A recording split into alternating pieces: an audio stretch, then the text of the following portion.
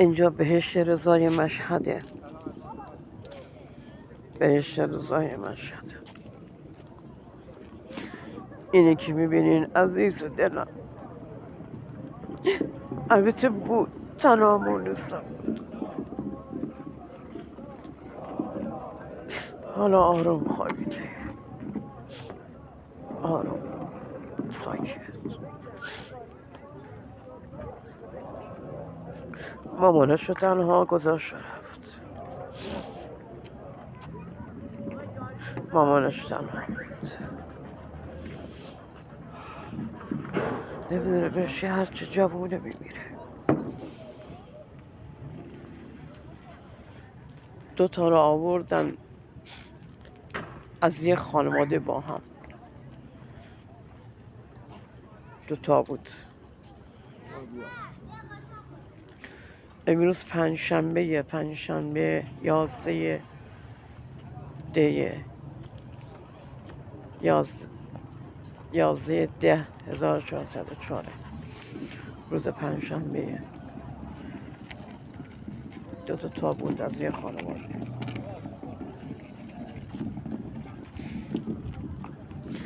پسرم مراقب خودت باش، جادهش باش عزیزم، عزیزم.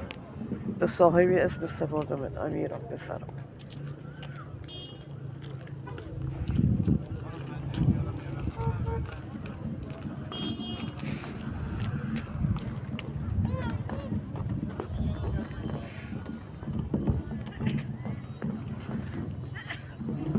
یم اول آخر انسان،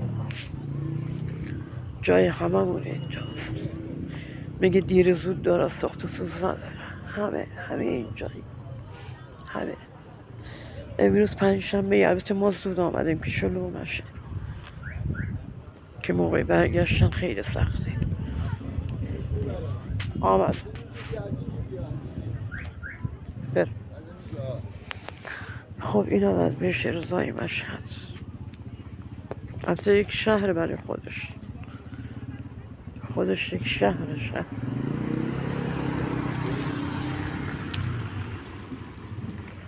اللهم صل علی محمد، درود بر محمد و آل محمد، سلام بر محمد.